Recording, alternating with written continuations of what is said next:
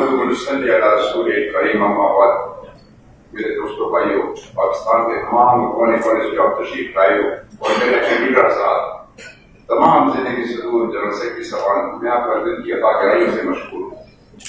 آپ نے شرکت کر کے ہمیں اور سمیع خان کو اپنے ایک ہونے کا ثبوت دیا ہے۔ دوستوں بھائیوں، سمیع خان صاحب کے متعلق جتنی بھی تقاریر ہوئی، اور میں تو اپنے لیے یہ کہوں کہ من آنا کہ من دانا، میں کیا تقریر ان کے بارے میں کروں گا، اتنے اچھے طریقے سے آپ سب نے الفاظ ادا کیے ہیں، میں آپ کا شکر گزار ہوں۔ اور سمیع خان صاحب، آپ اس کے حقدار ہیں۔ آپ نے جتنا محنت رات دن کر کے اور اتنا ماجر ہمارے لیے سب دلوں کو دیا، بہت اچھا ہے۔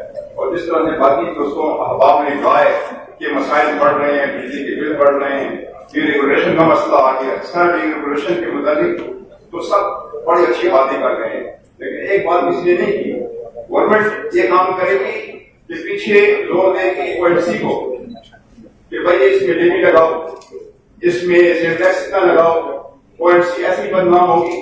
اب بھی اس دن فرمان عباسی نے کہا کہ یار پوری دنیا میں ڈی ریگولیشن ہو گئی ہے، سر ڈی ریگولیشن تو دنیا میں ہوئی ہے، دنیا کے آپ ان کے وسائل کو بھی تو دیکھو کتنی مراحت دیتے ہیں، وہ اپنے عوام کو جو ٹیکس دیتے ہیں، اور یہ انڈسٹری جو سب سے زیادہ جو ٹیکس دینے والی ہے اس کا حال کیا ہو گیا ہے۔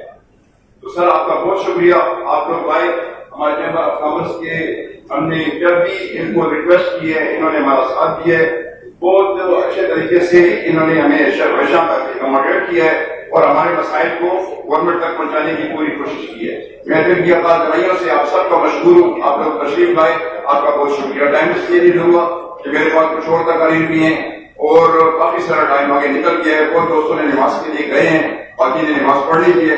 انشاءاللہ آپ کا شکر گزار، آپ کا بھائی عبد الماجد۔ السلام علیکم۔